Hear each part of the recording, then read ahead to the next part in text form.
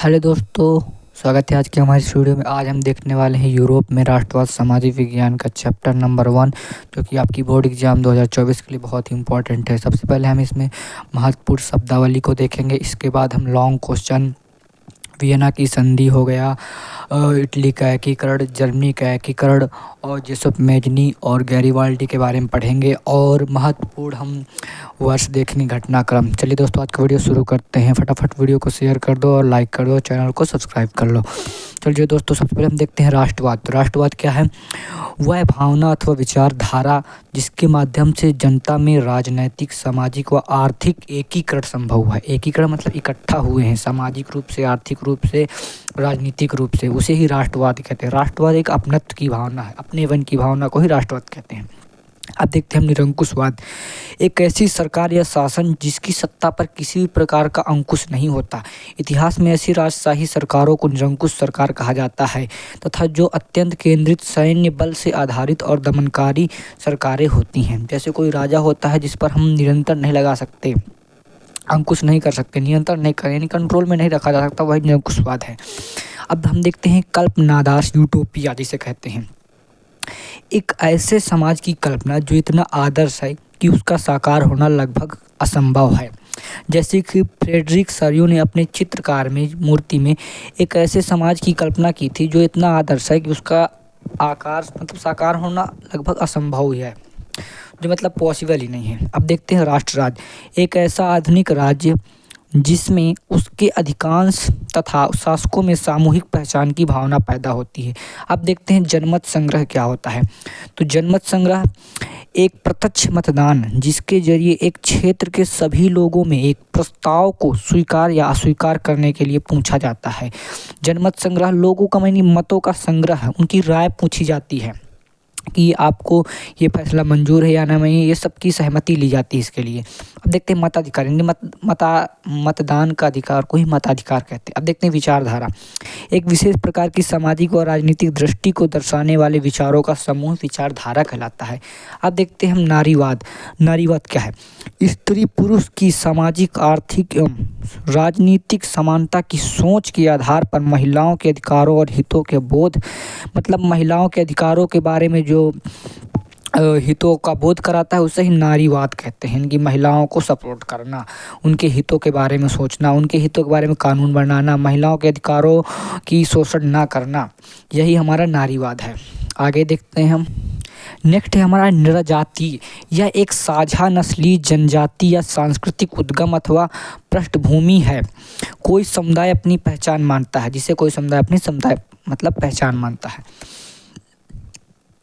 अब देखते हैं हम यूनाइटेड किंगडम। यूनाइटेड किंगडम क्या है? उत्तरी आयरलैंड, इंग्लैंड, स्कॉटलैंड और वेल्स से मिलकर बना समूह यूनाइटेड किंगडम कहलाता है। अभी तक आपको नहीं पता था इस वर्ड का मतलब कि यूनाइटेड किंगडम है क्या। तो उत्तरी आयरलैंड, इंग्लैंड, स्कॉटलैंड और वेल्स से मिलकर बना समूह यूनाइटेड किंगडम कहलाता है। अब देखते हैं हम अमूर्त विचार। होता क्या है? वह विचार जो कला संबंधित होता है तथा यह आकार रहित होता है, जिसका कोई आकार नहीं होता। जैसे स्वतंत्रता, प्रेम, मुक्ति, ईर्ष्या, ये अमूर्त विचार हैं। स्वतंत्रता, इनका कोई आकार नहीं होता। प्रेम का कोई आकार नहीं होता। मुक्ति, इसका कोई आकार नहीं होता है, आकार रही होते। अब देखते हैं हम रूप। इम्पोर्टेंट, जब किसी अमूर्त विचार को किसी व्यक्ति या किसी चीज के माध्यम से दर्शाया जाता है, एक रूपकात्मक कहानी के दो अर्थ होते हैं। एक तो शाब्दिक अर्थ, दूसरा प्रतीकात्मक अर्थ।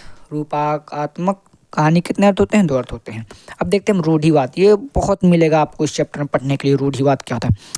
ऐसा राजनीतिक दर्शन जो परंपरा स्थापित संस्थानों और रिवाजों पर जोर देता है और तेज बदलावों की बजाय क्रमिक और धीरे धीरे विकास को प्राथमिकता देता है।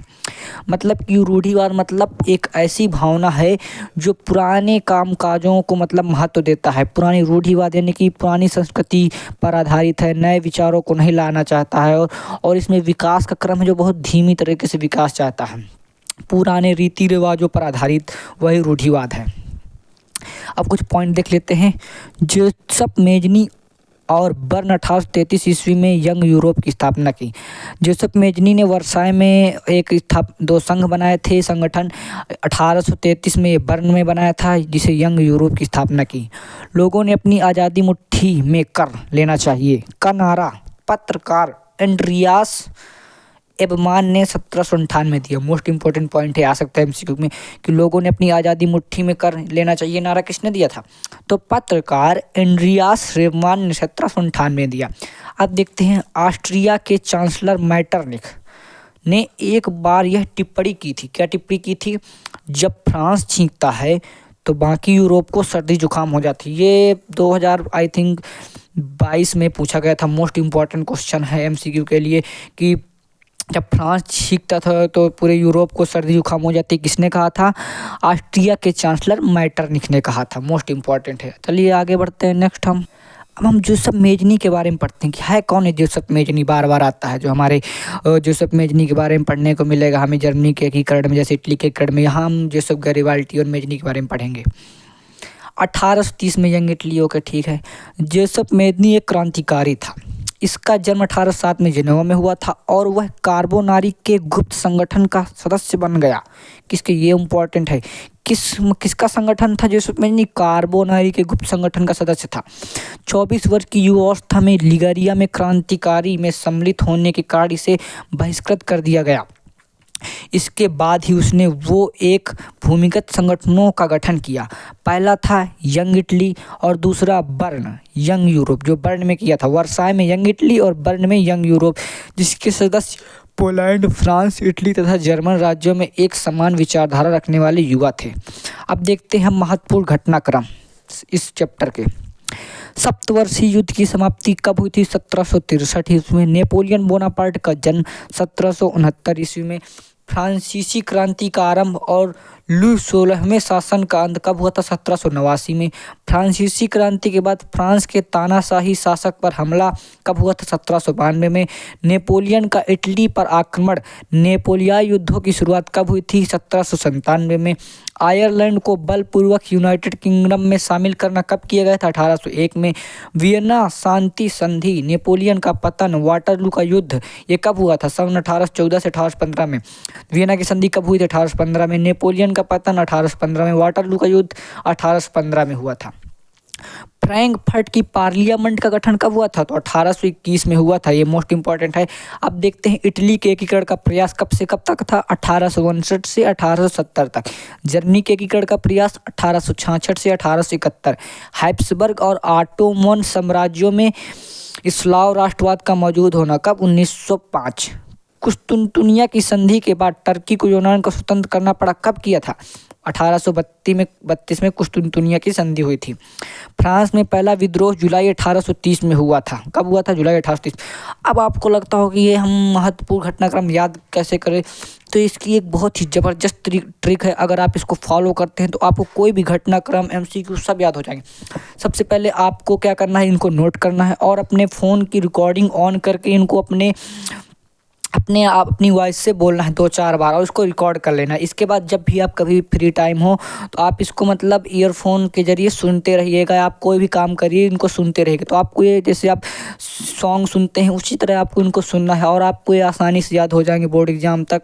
बहुत ही ज़बरदस्त ट्रिक है, मैंने खुद फॉलो किया है इस ट्रिक को और मैंने खुद सामाजिक विज्ञान में मेरे 94 मार्क्स आए थे। चलिए दोस्तों आगे बढ़ते हैं हम। अब हम देखते हैं प्रतीकों का अर्थ क्या था। विभिन्न प्रतीक थे। गुण, महत्व। टूटी हुई बेड़ियाँ आज़ादी मिलने का प्रतीक था। बाज, छाप, कवच जर्मन साम्राज्य की शक्ति थी। बलूत पत्तियों का मुकुट या तलवार क्या बहादुरी का प्रतीक था। तलवार, मुकाबले की तैयारी। तलवार की लिपटी जैतून की डाली, शांति की चाह था। काला, लाल और सुनहरा तिरंगा काहे का प्रतीक था? 1848 में उदारवादी राष्ट्रवादों का ध्वज, जिसने जर्मन राज्यों के ड्यूक्स ने संबंधित घोषित किया। उगते सूर्य की किरणें किस चीज़ का महत्व था, प्रतीक था? ये नए युग की सूत्रपात था। एक नए युग का सूत्रपात था। अब देखते हैं हम जोसेफ गैरिबाल्डी के बारे में पढ़ते हैं। बहुत ही महत्वपूर्ण है आपके बोर्ड एग्जाम के लिए। 1807 से 1882 तक था इसका जीवन काल। इटली का सबसे प्रसिद्ध स्वतंत्रता सेनानी, उसका परिवार तटीय व्यापार करता था तथा वह खुद भी व्यापारिक नौसेना में एक नाविक था। 1833 ईस्वी में वह मेज़नी के यंग इटली आंदोलन का हिस्सा बना। जोसेफ मेज़नी के बारे में पढ़ा था ना, यंग इटली का, वही। और 1834 ईस्वी में उसने पीडमांट के गणतंत्रीय विद्रोह में हिस्सा लिया। जब यह सफल नहीं हुआ तो वह दक्षिण अमेरिका में भाग गया तथा 1848 ईस्वी में वहाँ निर्वासित जीवन बिता रहा। 1854 में अपने विक्टर इमैनुअल का इस बात के लिए समर्थन किया कि वह इटली के एकीकरण की इच्छा रखता है। इसने बताया विक्टर इमैनुअल द्वितीय से कि मैं इटली का एकीकरण करना चाहता हूँ, इसकी इच्छा रखता हूँ। 1860 ईस्वी में उसने दक्षिण इटली की तरफ से एक्सपीडिशन ऑफ द 1000 यानी कि 1000 लोगों का अभियान, क्या एक्सपीडिशन ऑफ द 1000 1000 लोगों का अभियान है, का नेतृत्व किया। किसने? गैरिबाल्डी ने। तो आपसे क्वेश्चन पूछ लिया जाएगा कि एक्सपीडिशन ऑफ द 1000 का नेतृत्व किसने किया, तो आप बता देंगे जोसेफ गैरिबाल्डी ने। इसका अर्थ क्या था? 1000 लोगों का अभियान। इसमें बहुत से स्वतंत्र सेवक जुड़े और इनकी संख्या लगभग 3 लाख तक पहुँच गई। 30,000 है या 3 लाख? 30,000 तक पहुंच गई। रेड शर्ट के नाम से विख्यात हुए। कौन? ये जो इनकी संख्या जो 30,000 थी, ये रेड शर्ट के नाम से विख्यात हुए। 1867 ईस्वी में स्वयं सेवक की इस सेना का पेपल राज्यों की ओर से फ्रांसीसी सैनिक से रोम में युद्ध हुआ। इस युद्ध में रेड शर्ट की पराजय हुई। इस प्रकार पेपल राज इटली से मिल गए। अब देखते हैं हम वियना की संधि। आपके बोर्ड एग्जाम के लिए बहुत ही इंपॉर्टेंट है ये लघु उत्तरीय क्वेश्चन। आपको इसमें पॉइंट याद रखना है, बहुत ही इंपॉर्टेंट है। इसको इंपॉर्टेंट मार्क कर लीजिए, इंपॉर्टेंट है आपके बोर्ड एग्जाम के लिए। चलिए इसको डिस्कस करते हैं, इसको रट लेना आप।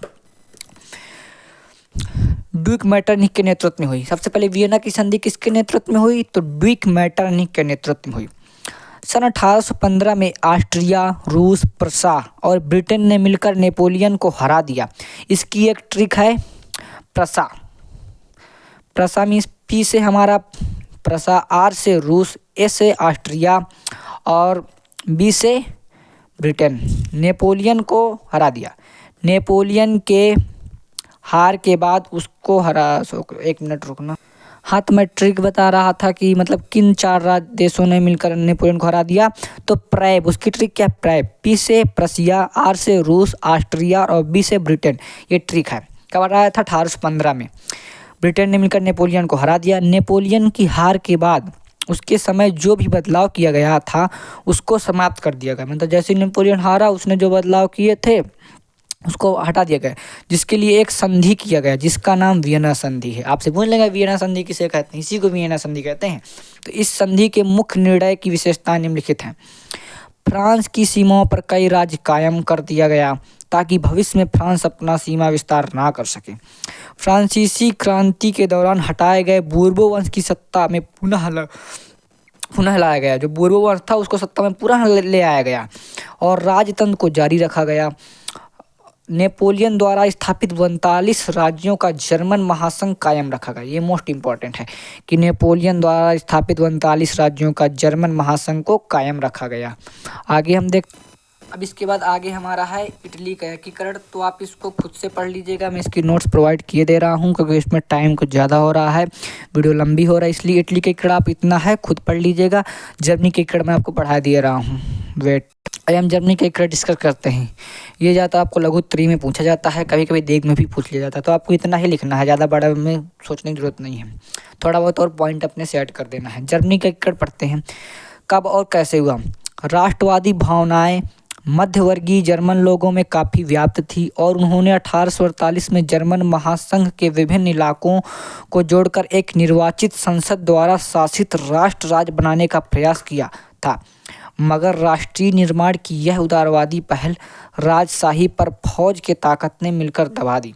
अगला पॉइंट था, प्रसा के बड़े भूस्वामियों ने उनका समर्थन किया। उसके पश्चात प्रसा ने राष्ट्रवादी एकीकरण के आंदोलन का नेतृत्व संभाल लिया। उसका मंत्री प्रमुख हाटोमान बिस्मार्क इस प्रक्रिया का जनक था, जिसने की सेना और नौकरशाही की मदद ली। 7 वर्षों के दौरान ऑस्ट्रिया, डेनमार्क और फ्रांस से 3 युद्धों में प्रसा की जीत हुई और एकीकरण की प्रक्रिया संपन्न हुई। इसको आपको याद करना है, बहुत ही इंपॉर्टेंट है आपके बोर्ड एग्जाम। और कुछ हम पॉइंट देख लेते हैं। सेंसरशिप क्या होता है? सेंसरशिप एक प्रकार का कानून है जो निम्न जगहों पर लागू होता है। अगर कोई अवांछनीय चीज़ किसी चीज़ में है और पब्लिक में नहीं आनी चाहिए तो उसको किसी खास कमेटी द्वारा उस पर रोक लगाया जाता है। इसे सेंसरशिप कहा जाता है। जैसे फिल्मों के प्रसारण में भी सेंसरशिप शब्द का प्रयोग होता है। मतलब कौन सी चीज़ हमें इस पब्लिक में दिखाना चाहिए और कौन सी चीज़ नहीं दिखाना चाहिए, इसके लिए एक कानून होता है जिसे हम सेंसरशिप कहते हैं। तथा सोशल मीडिया पर भी यह लागू होता है। आप सोशल मीडिया पर भी फालतू के वीडियो वगैरह नहीं आप अपलोड कर सकते हैं। इसके लिए कानून बनाया गया है जिसे सेंसरशिप कहते हैं। आगे हम देखते हैं। अब देखते हैं हम राष्ट्र राज्य क्या है। वह राज्य जहाँ लोग कुछ कारकों से जुड़े हुए, जैसे समान बोली, समान इतिहास, समान संस्कृति आदि। अब देखते हैं हम फ्रांसीसी क्रांति के बाद आए बदलाव, महत्वपूर्ण बदलाव हुए फ्रांसीसी क्रांति के बाद। कौन कौन से बदलाव हुए थे तो देख लेते हैं, ये भी आपके लिए इम्पोर्टेंट है।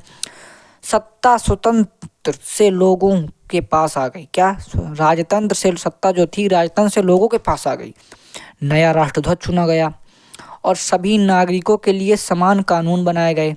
आंतरिक आयात निर्यात शुल्क समाप्त कर दिए गए। नई स्तुतियाँ रची गई, शपथ ली गई, शहीदों के गुणगान किया गया। भार तथा नापने की एक सामान्य व्यवस्था लागू की गई। फ्रेंच को राष्ट्रीय भाषा बनाया गया। स्टेटस जनरल का चुनाव सक्रिय नागरिकों के द्वारा किया जाने लगा और उसका नाम बदलकर नेशनल असेंबली कर दिया गया। ये इंपॉर्टेंट है आपके लिए।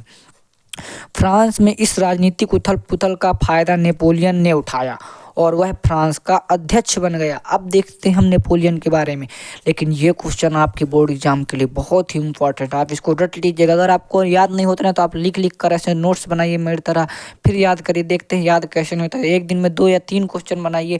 आप 1 घंटा सामाजिक विज्ञान की अलग से फिक्स करिए याद करने के लिए और 1 घंटा रिटर्न के लिए। अगर आपको अच्छे मार्क्स चाहिए बोर्ड एग्जाम में तो आपको इतनी मेहनत करनी ही पड़ेगी। आपको नोट्स खुद से बनानी होगी और इनको याद करना होगा। रटने की कोशिश कम करो, समझने की कोशिश ज़्यादा करो, पॉइंट्स को याद करो।